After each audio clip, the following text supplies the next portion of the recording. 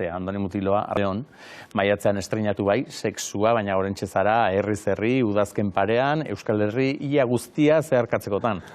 Arratsaldeon, urko arratsaldeon entzule guztioi. Bai, maiatzan estrenatu genuen, berez formatu txikian hasiera batean, 4 emanaldi izan ziren, baina benetako bira orain hasiera udazkeran hasiera.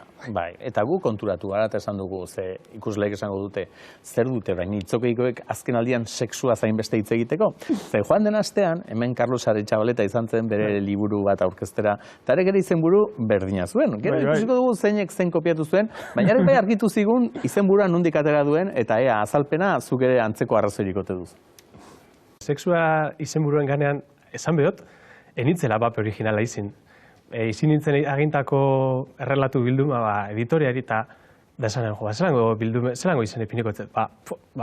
Segurantzean igual zabaldu beste horiengo edo euskalo, ez da, askotan hori pastan da agintan dozun orduen. Eta hartu nahuen, nire kantari gustokoena egun horretan, etxaiak taldeana, sexua, punto. Eta harek emantzizun pista. Alantzik. Harek emantzizun pista Carlosi, zuri ez da izainek emantzizun pista, Andoni? Kantu hori, Carlosek aipatutako kantu hori ere buruan baneukan, gero zuek ere jarri duzuek gaur mendikatena.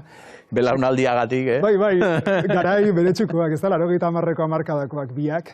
Izenarekin nik ere pentsatzen duten, ez dela oso originala izan, baina berehala etorri zitzaidan burura ikuskizun honen ideia etortzarekin batera. Eta hitz jokoa asko gustatzen zait, ez da? Sexua eta sua, ez da? Eta gainera iruditzen zait izen honek baduela, erakar dezakela publikoa. Orduan iruditu zitzaidan oso egokia. Sexuak... Ez da originala, baina uste dut gantxa baduela. Eta esanguratsua bada, ez? Eta sexuak beti behar du zutik zerbait izan? Galdera zaila egin dizut, badakit.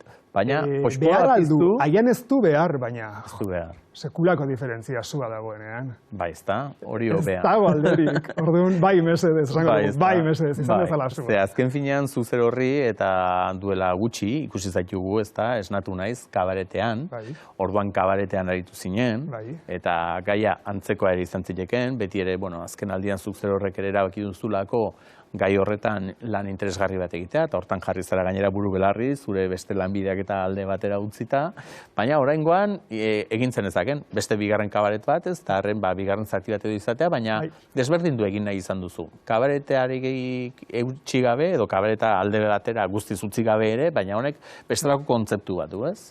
Bai, egia esan esnatu nahi zen bigarren partea izan daitekeena buruan badaukat, azpiritik. Ikusiko dugu. Hori itxaron egingo dugu. Ideia gehiago ere baditut beste nola bukatzen duenaren historioak ikusteko, itxaron egingo. Hori da, ikusiko dugu Elurren eta Peioren historiak zenolako jarraipena duen, izan behar baldin badu. Londresen utziko ditugu. Baina, hori da, bai, baneukan aspalditik gainera, esnatu naiz sortu aurretik dagoeneko sexuaren abia punto izan zen ideia baneukan buruan. Historio ezberdinak ere bai, eta bapatean esnatu nahiz estrenatu genuelare 2 urte baino gehiago badira. Eta baneukan gogoa beste zerbait sortzeko. Emanaldiekin asko gozatzen dut, baina sormenak badu beste emozio bat. Zakargarritasun bat. Berriz ere salto egitea, ez da? Ez dakizu nora, baina... Bai, ze hori da, ze oraingoan iten duzu salto, dantza, berez bakarrizketa baterako, gisa hortarako sortutakoa zen ikuskizun batean, tentazio hori ezin eutxi izan diozu. Hori gertatu zait. Hasiera batean, oso ondo esan duzun moduan, gauza txikiagoa izan behar zen du, simpleagoa, monologo bat, bai, pertsone batzuekin agian, ez dakit nola egiten dudan, baina gero azkenean dantzak eta musikak beti bere leku hartzen dut. Seguraski barruan duzun hori atera nahi duzulako, horretan zabiltzalako eta horri ere zertarako mugak jarri, ez? Baina, abia puntua, orain arte ez du aipatu, baina bada ligatzerako eta erabiltzen diren aplikazioek, ez? Hoiek gure eguneroko bizitzan ere ze ondorio edo ekarri duten. Nolabait ere aldarazi dutelako, bat ligatzeko modua bera, baina baita beste hainbat kontzeptu ere, ez? Hor kode berri bat ere abiatu duelako, eta orduan hortik abiatuta, gero beste helburu batzuk ere jartzen dizkiozu zure buruari.